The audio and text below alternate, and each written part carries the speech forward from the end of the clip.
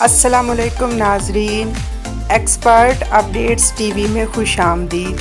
ناظرین، ویڈیو شروع کرنے سے پہلے آپ سے ریکویسٹ ہے چینل کو سبسکرائب اور ویڈیو کو لائک کریں۔ صوبہ پنجاب کے ضلع ٹوبہ ٹیک سنگھ میں مبینہ طور پر بھائی اور باپ کے ہاتھوں قتل ہونے والی لڑکی ماریہ کے ڈی این اے ٹیسٹ کی رپورٹ سامنے آ گئی ہے۔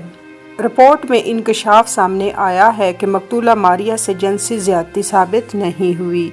ڈی این اے رپورٹ کے مطابق مقتولہ کے دونوں بھائی ایک دوسرے پر بہن سے زیادتی کا الزام لگاتے رہے۔ ڈی پی او عبادت نثار نے بتایا کہ مرکزی ملزم فیصل، باپ اور دوسرے بھائی شہباز کے سیمپل لیے گئے تھے۔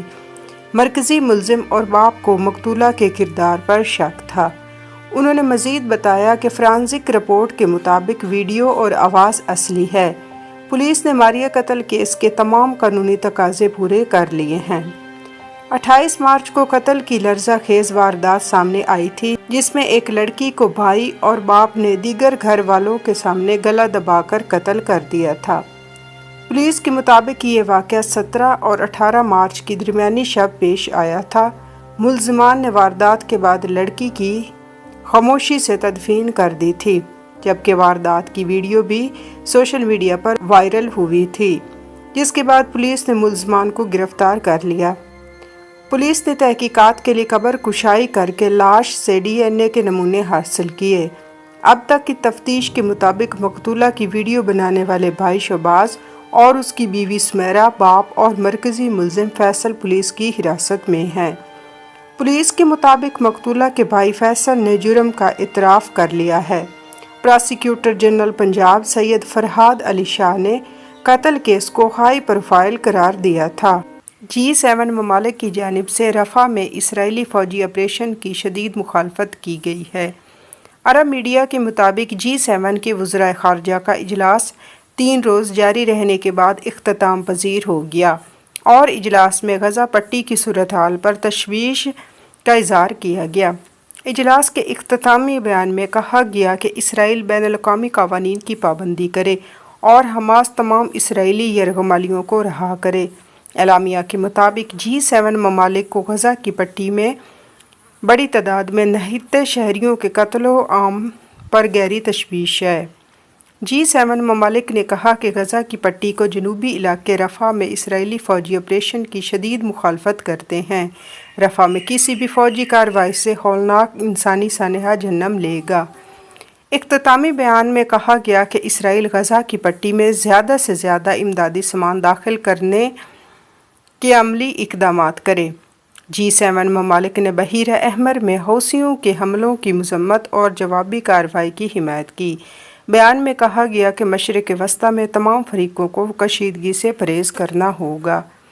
اجلاس کے اعلامیہ میں کہا گیا کہ ایران خطے اور بین الاقوامی امن کی تباہی کی ذمہ داری ایران پر عائد ہوتی ہے۔ ایران کے خلاف پابندیاں عائد کرنے کے لیے تیار ہیں۔ G7 ممالک میں امریکہ، برطانیہ، کینیڈا، فرانس، جرمنی، اٹلی اور جاپان کے علاوہ یورپی یونین بھی شامل ہے۔ عالمی خبر رساں ادارے کے مطابق اسکائی ورلڈ ایئرپورٹ ایوارڈ 2024 قطر کے حماد انٹرنیشنل ایئرپورٹ نے حاصل کیا ہے اور سنگاپور کے چانگی ایئرپورٹ کو دوسرے نمبر پر کر دیا ہے۔ اس سے قبل 2022 میں بھی حماد انٹرنیشنل ایئرپورٹ نے دنیا کے بہترین ایئرپورٹ کا ایوارڈ جیتا تھا۔ قطر کے حماد انٹرنیشنل ایئرپورٹ میں گزشتہ برس 45 ملین مسافروں کو سفری سہولیات فراہم کی گئی، جو کہ 2022 کے مقابلے میں 31% اضافہ تھا، جس کی وجہ قطر میں ہونے والے فیفا ورلڈ کپ تھا۔ بہترین ایئرپورٹ کی فہرست میں جنوبی کوریا کا ایئرپورٹ تیسرے اور ٹوکیو کے 2 ایئرپورٹس چوتھے اور 5ویں نمبر پر ہیں، جبکہ چھٹے نمبر پر پیرس اور دبئی انٹرنیشنل ایئرپورٹ 7ویں نمبر پر ہیں۔ اسی طرح 8ویں نمبر پر میونخ، 9ویں نمبر پر زیورخ اور 10ویں نمبر پر استنبول ایئرپورٹ ہے۔ واضح ہے کہ اسکائی ورلڈ ایئرپورٹ کی فہرست سروے کی روشنی میں مرتب کی جاتی ہے، جس میں ایئرپورٹ کی عمارت، سہولیات، آرائش، پروازوں کی تعداد اور نظم و نسق کے لحاظ سے درجہ بندی کی جاتی ہے۔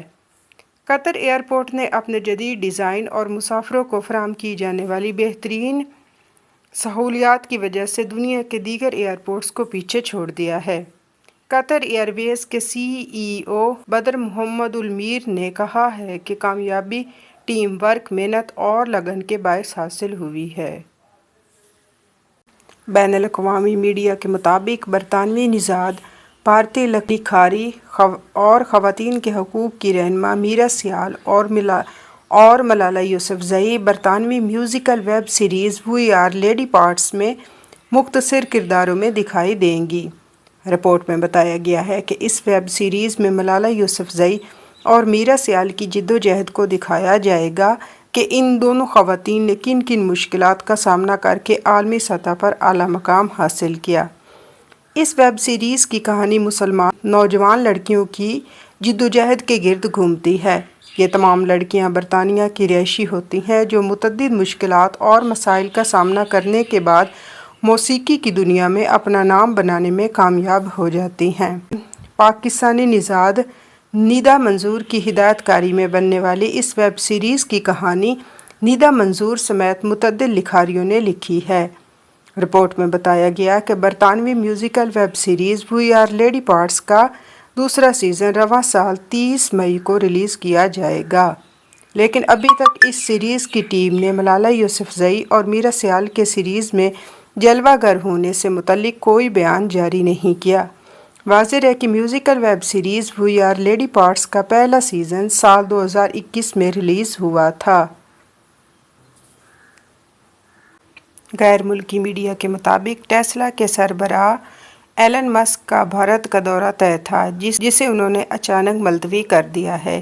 رپورٹس میں بتایا گیا ہے کہ ایلن مسک کے دورہ بھارت کے دوران بھارتی وزیر اعظم نریندر مودی سے ملاقات بھی طے تھی اور ان کے دورے کو جنوبی ایشیا مارکیٹ میں ٹیسلا کی انٹری کے طور پر دیکھا جا رہا تھا، تاہم اب ان کا دورہ بغیر کسی وجہ کے ملتوی کر دیا گیا ہے۔ رپورٹس کے مطابق ایلن مسک کے دورہ بھارت ملتوی ہونے کی فوری طور پر کوئی وجہ سامنے نہیں آ سکی اور بھارتی وزیر اعظم کے دفتر کی جانب سے بھی اس پر کوئی رد عمل نہیں دیا گیا۔ خبر ایجنسی کی جانب سے 10 اپریل کو ایلن مسک کے دورہ بھارت کی خبر دی گئی تھی، جس کے بعد ایکس پر جاری بیان میں ایلن مسک نے کہا تھا کہ وہ بھارتی وزیر اعظم مودی سے جلد ملاقات کے منتظر ہیں۔ میڈیا رپورٹس میں بتایا گیا ہے کہ ایلن مسک کے دورہ بھارت کے دوران 2 سے 3 ارب ڈالرز کی سرمایہ کاری کا اعلان متوقع تھا، جس میں بھارت میں کار فیکٹری کے قیام کو اہم سرمایہ کاری کے طور پر دیکھا جا رہا تھا۔